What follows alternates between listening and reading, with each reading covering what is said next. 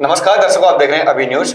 और जैसा कि आप जानते हैं कि मथुरा में सबसे प्रमुख मुद्दा है मां यमुना का और यमुना प्रदूषण। एक ऐसा प्रदूषण जो यमुना के लिए कालिक साबित हो रहा है और यमुना के भूगर्भ को यानी कि जल स्तर को लगातार संक्रमित कर रहा है। साथ के साथ ही यहाँ के आसपास के क्षेत्रों में कैंसर का कारण भी बना हुआ है।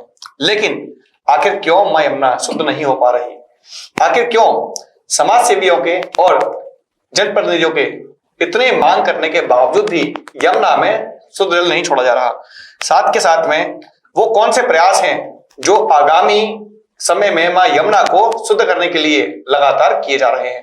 ये सब बात करने के लिए आज एक बार फिर से हमारे साथ मौजूद हैं पंकज चतुर्वेदी, जो कि मां यमुना की लगातार आवाज उठा रहे हैं, और साथ के साथ में एक ऐसे व्यक्ति जो कि बल्लभपुर संप्रदाय से आते हैं, उनके गुरुजन हैं और गोकुल के प्रमुख चीनू बाबा के सुपुत्र हैं, जिनका नाम है पंकज बाबा, जो कि मां यमुना के लिए इस वक्त विशेष रूप से केवल मथुरा ही नहीं बल्कि एक ऐसे राज्य में जिसको कि इस वक्त भारत ने प्रधानमंत्री जो दिया है और भारत के प्रधानमंत्री मोदी के राज्य यानी कि गुजरात से विशेष करके यमुना के लिए प्रयास कर रहे हैं, जिनका नाम है पंकज बाबा। बात करेंगे इनसे भी कि आखिर मां यमुना के लिए अभी तक जो प्रयास किए गए थे आखिर वो क्यों नाकाफी साबित हुए? देखिए, प्रयास मन मंदिर और ब्रज वालों ने, मथुरा वालों ने, पुष्टि मार्ग वालों ने मिलके 2-3 अभियान किए और मथुरा वृंदावन से बड़ी बड़ी यात्राएं भी की, जो वृंदावन से पैदल चलकर जंतर मंतर तक भी पहुंची हैं और सरकार से आमने सामने बैठकर बात भी हुई है। मैं भी उन मीटिंगों में शामिल रहा हूं, पर सरकार ने जो वादे किए वो पूरे नहीं किए। बात यह है, एक सामाजिक और धार्मिक लोगों का संगठन और उनका आंदोलन एक तो हिंसक नहीं हो सकता, तो इसलिए हम हिंसक तरीकों से सरकार हमारी मांग माने इसके पक्ष में तो हो ही नहीं सकते, न उस समय थे। तो उस समय हम लोग बड़े शांति प्रिय ढंग से वृंदावन से पैदल चलकर भजन कीर्तन करते हुए और दिल्ली पहुंचे थे। और 2013 में कांग्रेस की सरकार थी, उस समय हम गए थे। उस समय तो कुछ खास ज़्यादा हुआ नहीं था, हम खाली हाथ ही लौट कर आए थे। उसके बाद 2015 में जब बीजेपी की सरकार आ गई, उस समय भी हम लोग आंदोलन किए। उस समय उन लोगों ने हमें आश्वासन भी दिया। जंतर मंतर पर श्री रविशंकर प्रसाद जी आए और उस समय हमारी 2 मांगें थीं कि एक तो दिल्ली के किनारे एक पैरेलल चैनल बना दिया जाए, ताकि जो वो वजीराबाद से ओखला तक जो 22 किलोमीटर केवल नाले का ही जल उसमें डालकर और यमुना के रिवर बेस को केवल एक नाले के रूप में यूज किया जा रहा है, उसको न करके एक पैरेलल चैनल बना दी जाए और जो आगरा कैनाल ओखला में जा रही है उसमें उसको ट्रांसफर कर दिया। जैसे आज भी सारा पानी दिल्ली का लगभग 70% वो ओखला के बाद में आगरा कैनाल में ही आ रहा है, जो ब्रिज में भी आ रही है। ये हमारी मांगे थी और 2015 में हमारी मांगे मान ली गई। उसके ऑडियो वीडियो सबूत भी सब लोगों के पास पब्लिक डोमेन में उपलब्ध हैं। लेकिन फिर क्या कारण रहा, हम लोग कई बार दोबारा भी गए लेकिन वो काम पूरा नहीं हो पाया। महाराज जी, प्रश्न यही है कि आखिर क्यों नाकाफी हुए? प्रश्न जो था वो यही था कि आखिर इतने प्रयास किए गए थे, दिल्ली तक के लिए कूच किया गया, हजारों लोगों की भीड़ यहाँ से पहुंची, तमाम संत महंत जन पहुंचे थे, लेकिन उसके बावजूद भी मांगे स्वीकार करने के बाद भी आखिर आगे काम क्यों नहीं हो पाया? प्रश्न वही था। देखिए, सरकार की इच्छा शक्ति का अभाव, सीधी सी बात तो यहाँ पर है। अगर हम इसको सही ढंग से देखें तो सरकार में इच्छा शक्ति नहीं है, और नहीं तो ऐसा भी नहीं है। हम लोगों ने ये साबित किया था कि ऐसा नहीं है कि हरियाणा के हथनी कुंड में पानी इतना नहीं है कि आप दे सको, ब्रिज के लिए आप दे सकते थे। उस समय इतना पानी उन लोगों के पास था, ऐसा हम लोगों की टेक्निकल टीम ने साबित किया था। उन्हीं के साइटों से पानी की मात्रा का जो एक पर्याप्त मात्रा है, ये कि कुछ पानी हमको 300-400 क्यूसेक को दे सकते थे। लेकिन अनेक तरह की उसमें समस्याएं उनको भी मुझे लगता है आ जाती हैं। किसानों की समस्या है, या जो फैक्ट्रियों को पानी दे रहे हैं उनको कैसे उनको रोक के और कैसे हमको दें, इस तरह की कोई परेशानियां जो भी आई, लेकिन काम नहीं हुआ। बात है अंदर खाने क्या हुआ ये हमें पता नहीं है, लेकिन बाहर से हम लोगों ने तो पूरा कोशिश की और उनसे वादा लेकर, और वो वीडियो आज भी उपलब्ध है।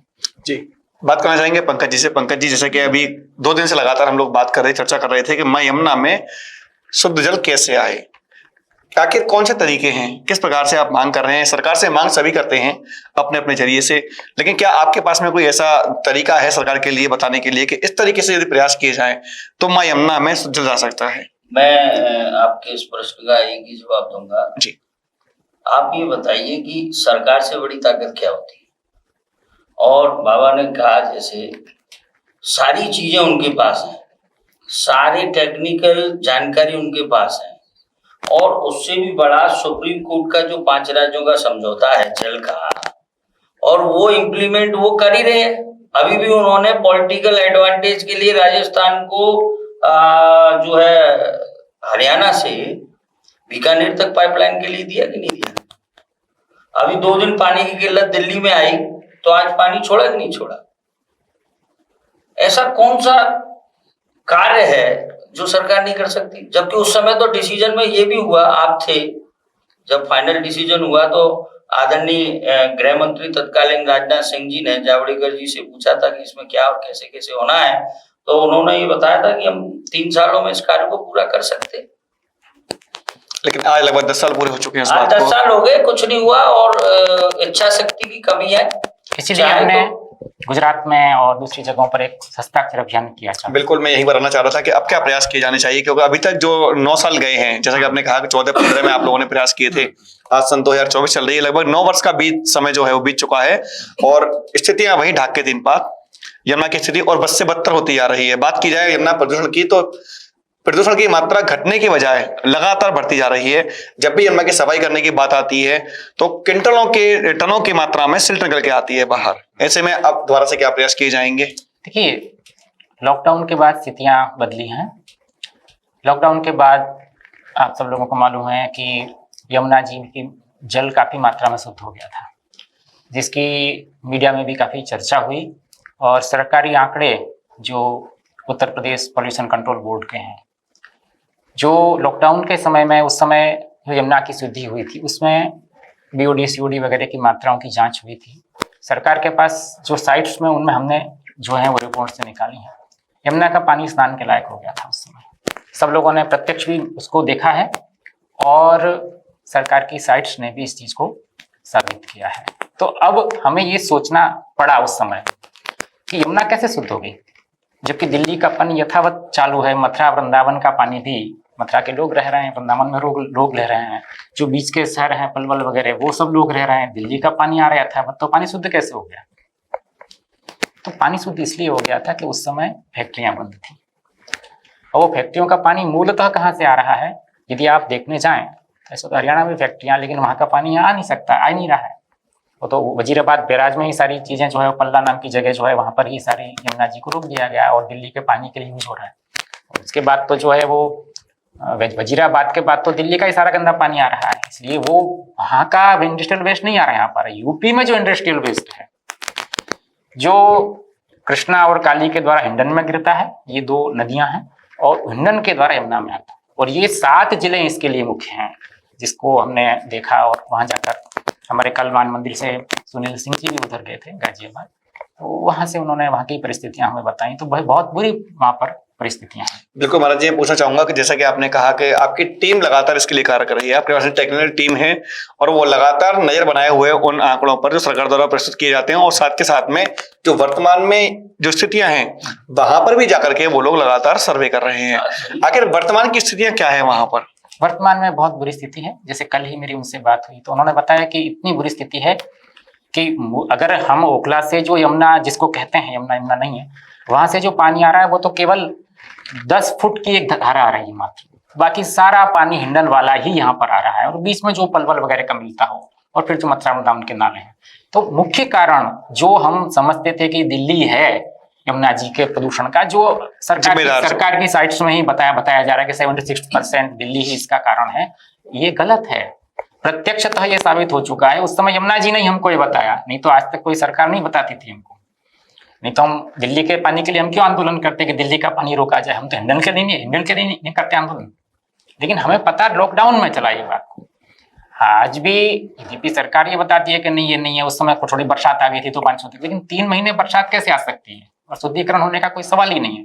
तो इसलिए मुख्य कारण ये है कि हिंडन जो है उसका जो केमिकल वाला पानी है वो जब तक नहीं रुकेगा तब तक यमुना कभी शुद्ध हो ही नहीं सकती। यानी मुख्य कारण जो है वो ये हमेशा, जैसे अब दशहरा आ रहा है, कल परसों आपकी मेरी बात भी हुई, कल भी हुई, क्योंकि आपका चैनल लगातार यमुना जी के लिए समर्पित है। और मैं आपके पर्सनल तुमको और धनेश भैया को धन्यवाद देता हूँ कि जिस हिसाब से आप लोग काम कर रहे हो। तो मैं ये कह रहा था कि हिंडन, तो पहले बाबा कह रहे हैं कि दिल्ली जाए, दिल्ली में तो जल है ही नहीं। अब वो हिंडन से पब्लिक को खुश करने के लिए स्थानीय अधिकारी कि साहब गई और हिंडन से जल तो है नहीं, हिंडन का वो तो केमिकल है, जहर है, ऐसी बीमारियां हो रही है। कल वो बता रहे थे कि हम केमिकल है वो। उनकी स्थिति आप सुन सकते हैं मुझसे, उन्होंने मुझे बताया था कि यहाँ हम लोग खड़े नहीं हो पा रहे हैं, उससे जो गैसें बाहर आ रही हैं उनसे हमको चक्कर जैसे आ रहे हैं, इतनी बदबू है कि हम यहाँ ठहर नहीं पा रहे। गाड़ी में वो लोग बैठे, आधा घंटे बाद ही वो बदबू उनके कपड़ों में से आ रही है। सोचिए आदमी पान करेगा, वही जल यहाँ पर आ रहा है और उसको पान करेगा, उससे दशहरा पर स्नान करेगा, और यहाँ की जो तथाकथित जो सरकारी यमुना भक्त कहूंगा उनको मैं, वो सरकारी यमुना भक्त है, उन लोगों को मैं कह रहा हूँ कि आप लोग भी वर्षों से कर रहे हो और आप उनकी बात मान रहे हो। मैं आपके अभी चैनल के माध्यम से, बाबा बैठे हैं हमारे, और रमेश बाबा के साक्षी में हमारी एक मीटिंग हुई और उसमें निर्णय लिया है इस बार कि हम हमेशा से ये कहते आ रहे हैं कि दिल्ली वो जो सुप्रीम कोर्ट का ऑर्डर है वो तो आपको यमुना जी हमको देनी पड़ेगी, हमको नहीं पता कहां से दोगी, जब आप पीने के लिए दे सकते हो है। और नरेंद्र मोदी जी ने तो बाबा वहां से नर्मदा जी लाके गुजरात में राजकोट में जो सूखा पड़ा है वहां तक जल दिया, कच्छ तक आपके वहां शिष्य। जब वो हो सकता है तो यहाँ क्यों नहीं हो सकता? अच्छा मुझे बताओ, चलिए बात करते हैं हिमाचल में, एक सेकंड, हिमाचल ने 137 क्यूसेक पानी कैसे आ गया जब ऊपर मना करते हैं? तो हिंडन का जहर हमें बंद करना है। और ये दशहरा का जो नाटक है, आपके चैनल से मैं कह रहा हूँ, ब्रजवासी जाग जाओ, ये यमुना नहीं है, ये जहर छोड़ रहे हैं आप लोगों के। और यही फैक्ट्रियों का पॉल्यूशन हमारे शरीर में भूगर्भ जल के माध्यम से अंडर वाटर पॉल्यूट कर रहा है ना। ये चीज आज से 20 साल पहले नाला आ रहा था, लेकिन आदमियों के स्वास्थ्य अच्छे थे। आज घर घर में बीमार पड़े हैं, डायबिटीज से लेकर कैंसर से लेकर किडनी और लंग्स के रोग जो हो रहे हैं, चर्म रोग वगैरह हो रहे हैं। उसका क्या कारण है? ये इंडस्ट्रियों का जो पेस्टिसाइड्स है, या जो खेतों में जो पेस्टिसाइड का यूज हो रहा है, चाहे जो केमिकल इंडस्ट्रियों का है, वही हमारे अंडर वाटर को कर रहा है, पॉल्यूट कर रहा है। तो रोगों का कारण भी सबसे बड़ा यही है। पंकज बाबा, यहाँ पर एक प्रश्न पूछना चाहूंगा कि लगातार लोग इस बात को लेकर के आवाज उठा रहे थे कि पुष्टि मार्गीय वल्लभकुल संप्रदाय इस ओर बिल्कुल भी ध्यान इंगित नहीं कर पा रहा था। काफी वर्षों से पूर्व में ये लोगों की शिकायतें थी, लेकिन आज ये पता चला है कि पुष्टि मार्गीय वल्लभकुल संप्रदाय भी लगातार इसके लिए प्रयास कर रहा है। और सभी जो वल्लभकुल के बालक हैं, क्या वो कभी एक मंच पर आकर यमुना के लिए आवाज उठाएंगे? कर रहे हैं। देखिए, आपको बताता हूँ, हमने प्रयास उस समय भी किया था। 2013 में भी हमारे साथ कई आचार्य थे जो यात्रा में भी आए थे, आपको पता होगा जी। और 2015 में भी बहुत आचार्य आए। अब ये ठीक है, मैं यहाँ स्थानीय व्यक्ति हूँ तो मैं आगे आ गया, लेकिन उन लोगों ने काफी सहयोग किया है। उसमें आर्थिक से लेकर हर तरह का सहयोग उन लोगों ने किया, ऐसा नहीं, मैं भी बता रहा हूँ। और दूसरा, जैसे अभी हम लोगों ने हस्ताक्षर अभियान चला रखा है, 6 महीने से 7 महीने से हस्ताक्षर अभियान हम लोगों ने पूरे भारत भर में हमने चला के रखा है। इसमें हमने एक पिटीशन जो है वो रखा हुआ, उसमें हस्ताक्षर पुस्तिका के आगे, और उसमें ये लिखा हुआ है कि लॉकडाउन के पश्चात यमुना जी के पॉल्यूशन का मूल कारण हिंडन नदी है। तो उत्तर प्रदेश सरकार से ये हमारी विनती है कि इसके पॉल्यूशन को रोक लगाई जाए। अर्थात देखिए, कुछ करना नहीं है, सरकार को क्या करना है, उसमें कुछ पैसे खर्च नहीं करने हैं। ये कानून बना हुआ है कि कोई भी फैक्ट्री स्थापित होती है तो पहले उसको सरकारी विभागों से ये एक MOU साइन करना होता है कि हम अपना पॉल्यूट जो जल है उसको ट्रीट करके ही फैक्ट्री के बाहर डालेंगे। ये ऑलरेडी कानून है, तो उस कानून को थोड़ा सा कड़ाई से लागू करने की जरूरत है। सिर्फ इतना करना, सरकार का कोई पैसा इसमें नहीं लगेगा। अगर वो फैक्ट्रियां कानून का पालन करती हैं तो यमुना जी का पॉल्यूशन दूर हो जाएगा। जैसे लॉकडाउन में थी, कम से कम उतनी तो हो जाए।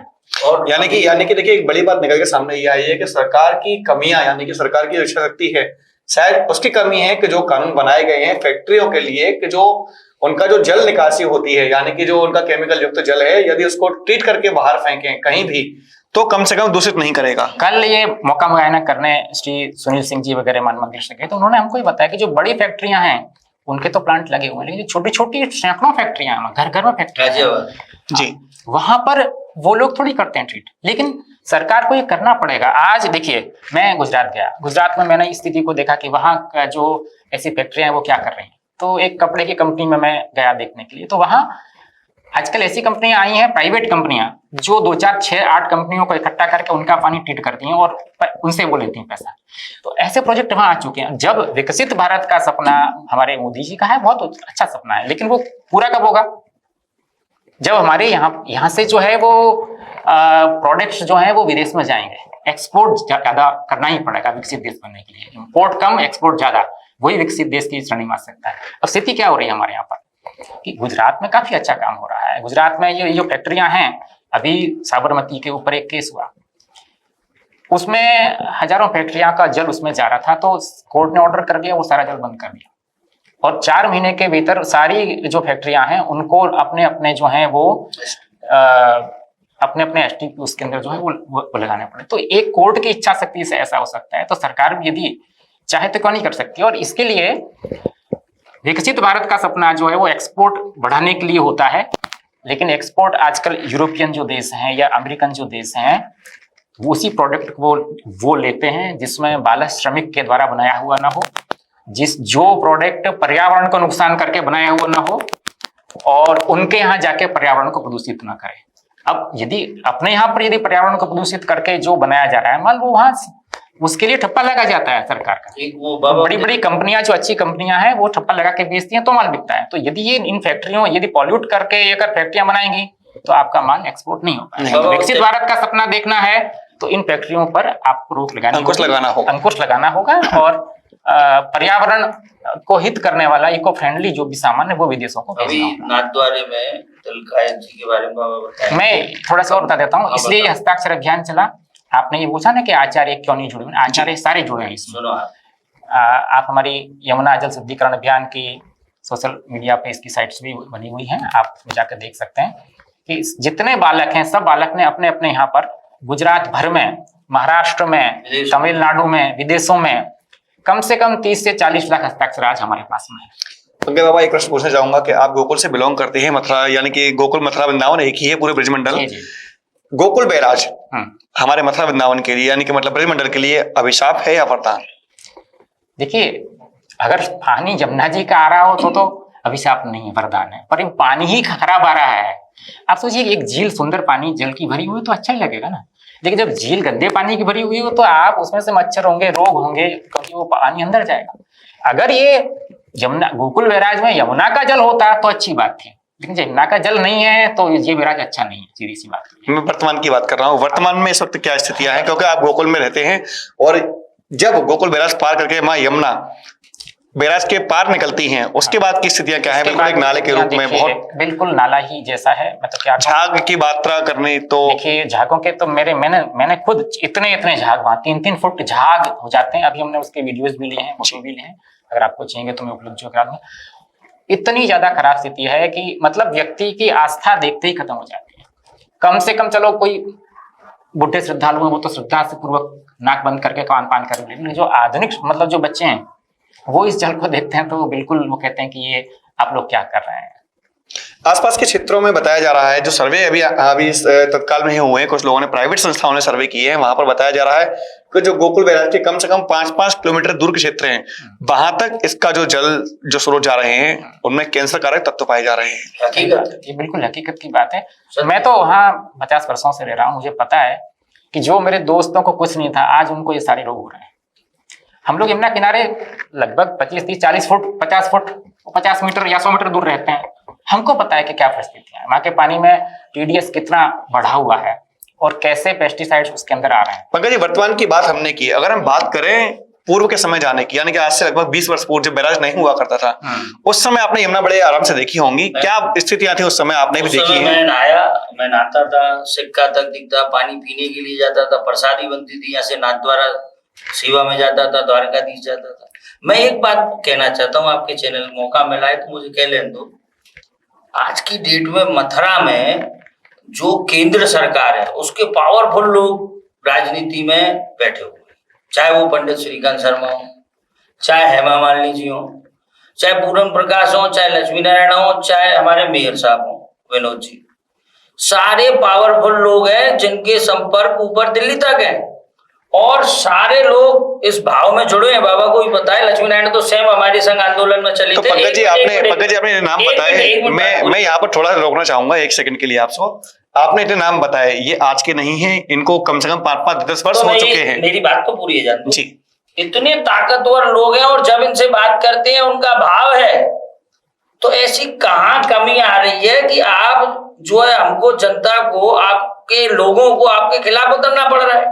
और मैं आपके चैनल से ये कह दे रहा हूं, मैं भी उसी पार्टी का सदस्य हूँ, पदाधिकारी एक अलग विषय है, लेकिन मैं आपको अंदरूनी खबर दे रहा हूं कि अब मथुरा की जनता यमुना जी के और स्थानीय एकाध मुद्दे ऐसे हैं उनको तो साइड में रखेगी। यमुना जी के मुद्दे को लेके एक एक व्यक्ति सड़क पे आ जाएगा और इनसे समारे नहीं समरेगा। लगभग कितने समय बाद ये समय आएगा जब लोग सड़कों पर उतरेंगे? क्योंकि कई बार उतर चुके हैं, उसके बावजूद सिवाय आश्वासन के जनता को कुछ नहीं मिला। आश्वासन नहीं होगा।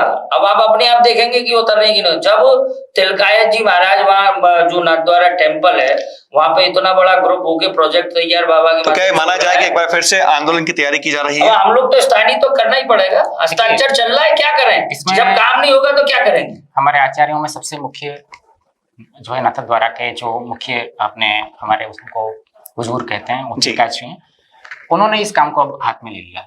जो अब नया क्या होने जा रहा है, आपने जैसे पूछा था कि अब क्या किया जा रहा है हमारी तरफ से, तो उन्होंने इस प्रोजेक्ट को हाथ में लिया है।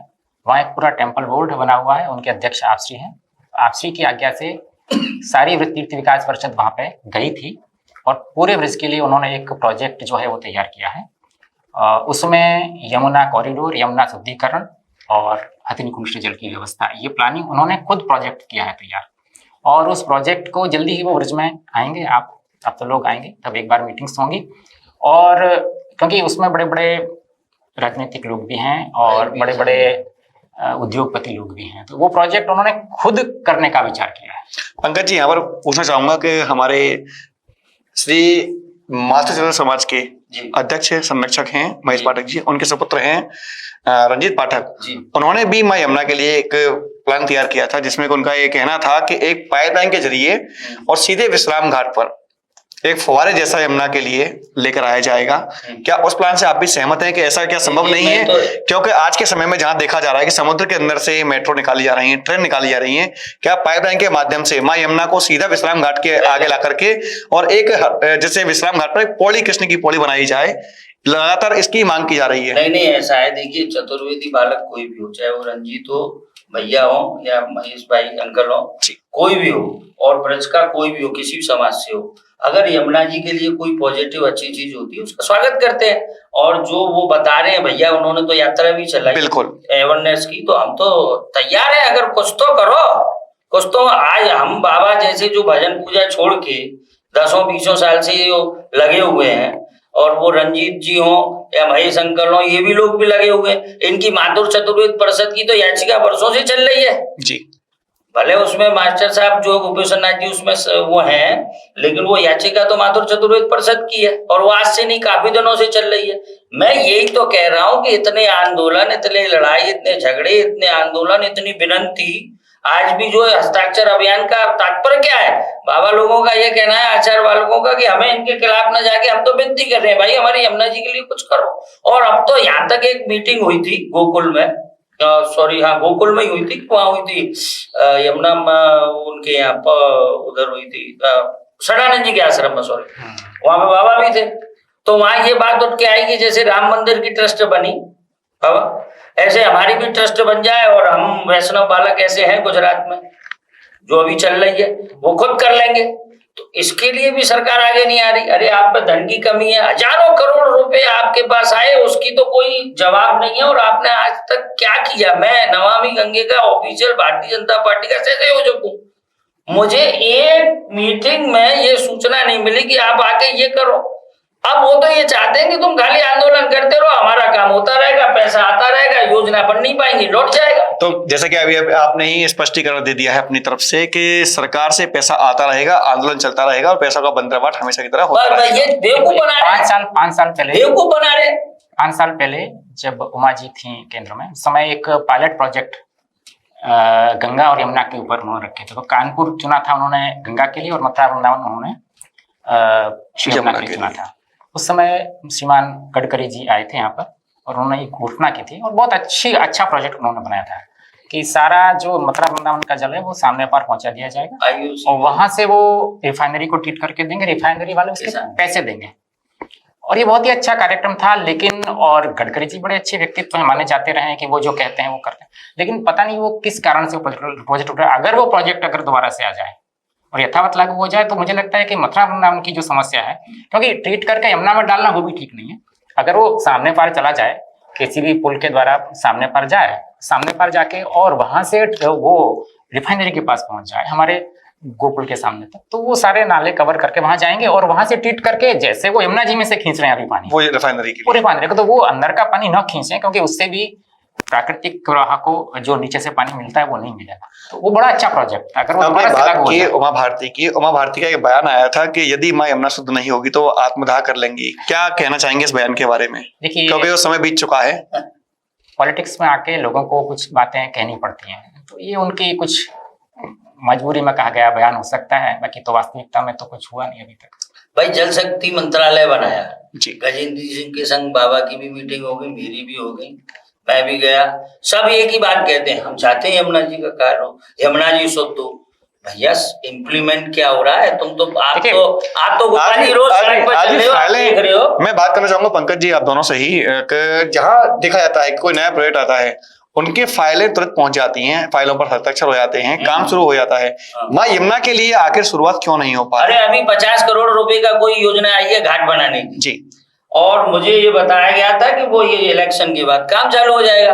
अब कल किसी ऑथेंटिक व्यक्ति से मैंने पूछा, भैया वह काम का उस काम का क्या हुआ बाबा महाराज? तो अब वो क्या कह रहे हैं कि किसी ने इस पे वो रीट लगा दी है इसलिए वो रुक गया। देखिए मेरा तो ये कहना है, ऑथेंटिक जानकारी तो आज आप घाट बना रहे हैं, सौंदर्यीकरण कर रहे हैं, घाटों का किनारे खूब अच्छे सुंदर सुंदर घाट बना रहे हैं, बैठने की जगह सुविधाएं दे रहे हैं। मैं कह रहा हूँ मंदिर बना रहे हैं, देवता को तो लाओ।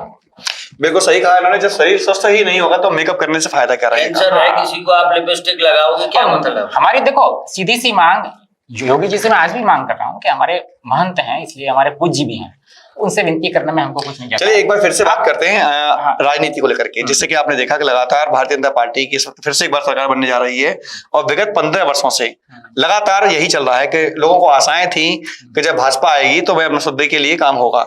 लेकिन अब क्या आशाएं हैं, क्योंकि फिर से भाजपा सरकार बन चुकी है, मोदी फिर से प्रधानमंत्री बनने के लिए जा रहे हैं और लोग भी वही है। देखिए मैं तो देखो सीधी सी बात कर रहा हूँ, कम से कम हिंडन वाला पॉल्यूशन अगर रुक जाए तो कम से कम हमको वो यमुना तो दे दो जो लॉकडाउन में थी। उसके लिए तो आपको थोड़ा सा कंट्रोल ही करने की जरूरत है, कोई प्रोजेक्ट बनाने की जरूरत नहीं है, कुछ खर्च करने की जरूरत नहीं है। थोड़ा सा कंट्रोल, जो कानून बना हुआ है उसको ऑलरेडी आपको लागू कराने की जरूरत है। कम से कम इतना तो कर दीजिए, उसके बाद हथनीकुंड से पानी आने की बात जो है आगे देखेंगे। जो सरकार का काम था वो हमारे टेक्निकल लोगों ने बाबा और रमेश बाबा जी के सहयोग से किया। वो जा रहे हैं, कम से कम 100 जगह चले गए जहां से हिंडन और काली नदी का वो जहर मिल रहा है, उसको प्रैक्टिकल वीडियो बनाए आपको देंगे। तो उसका निष्कर्ष ये निकला कि अगर हिंडन का ये बंद हो जाए, या दशहरा को या किसी को भी लोग खुश कर देते हैं, श्याम स्वरूप हो गई साहब यमुना जी, और साहब हमें तो जैसी यमुना जी आ जाए वही छोड़ दो भाई, इसको और प्रलुट क्यों कर रहे हो? मेरे मोहल्ले में 20 ऐसे व्यक्ति हैं जिनको पेट की बीमारी है, बच्चों की आंख डाउन हो रही है। मथुरा में तो आप खिलवाड़ कर रहे हैं। अरे वो वैश्य समाज से हो चाहे किसी भी समाज से हो, वो यमुना से और राजा धीराज जी से, बिहारी जी से जुड़ा हुआ है। पानी गांव में आप जाइए, कैंसर के शिकार इतने, आज सबसे पहले जमुना मैया की जय बोलते हैं सारे नेता। अब वो जब चुनाव पे आते हैं तो वो वायदा कर जाते हैं, जीतने के बाद दूध चढ़ा जाते हैं, फिर भूल जाते हैं, चाहे वो भाजपा हो चाहे वो कांग्रेस हो। चाहे क्रम लगातार कई वर्षों से चलता आ रहा है और पता नहीं कब तक ये क्रम चलता रहेगा कि जब भी चुनाव आते हैं सभी नेता खड़ा करके मां यमुना की पूजा करते हैं, उनसे आशीर्वाद के जीत के लिए आशीर्वाद मांगते हैं, लेकिन जीतने के बाद उन्हें भूल जाते हैं। लगातार मां यमुना पर चर्चा करने के लिए हम लोग ऐसे बुलाते रहेंगे। एक कुछ बातें और कहना चाहूंगा। आपका अभिन्यूज के बारे में कुछ मैं कहना चाहूंगा। आपका जो अभिन्यूज है वो यमुना जी के लिए बहुत अच्छा काम कर रहा है, क्योंकि मैं पिछले कई महीनों से इस चैनल को जो है वो देख रहा हूँ। तो इसी तरह से मैं चैनल को बड़ी शुभकामना देता हूँ और अपने आगे यमुना जी अभिनंदन करता हूँ, और आगे यमुना जी के कुछ भी कार्य होंगे तो हम आपके माध्यम से उसको रखेंगे। जी धन्यवाद। और मुझे लगता है कि आप भी हमको जो है वो सहयोग अवश्य ही देंगे, क्योंकि आप बहुत अच्छा काम कर रहे हैं। जी महाराज जी, अभिरुचि का लगातार प्रयास यही है कि मां यमुना का शुद्धिकरण हो, कैसे करके जो मथुरा के मुद्दे हैं, यानी मथुरा की जन समस्या है, उनके साथ साथ मथुरा के जितने भी विकास की बातें हैं वो अभिरुचि लगातार आपको दिखाता रहता है और लगातार अभिरुचि ऐसी खबरें आपको दिखाता भी रहेगा। फिलहाल के लिए इतना ही। मैं अपने सहयोगियों के साथ में एक बार पुनः आपको धन्यवाद देना चाहूंगा। और जिस प्रकार से मांग की गई है सरकार की, तो अभिरुचि भी सरकार से मांग करता है इस बात को लेकर के कि नया प्रोजेक्ट कुछ भी हो, लेकिन यदि इनके कहने के अनुसार, इनके सर्वे के अनुसार, यदि जो फैक्ट्रियां केमिकल छोड़ रही हैं मां यमुना में, अगर उन पर भी कंट्रोल कर लिया जाए, उनमें भी जो एसटीपी लगे हुए हैं उनको सुचारू कर दिया जाए, तो शायद यमुना दूषित नहीं होगी। यह भी एक अच्छा विकल्प है, इस पर भी ध्यान देने की आवश्यकता है। फिलहाल के लिए इतना ही। धन्यवाद।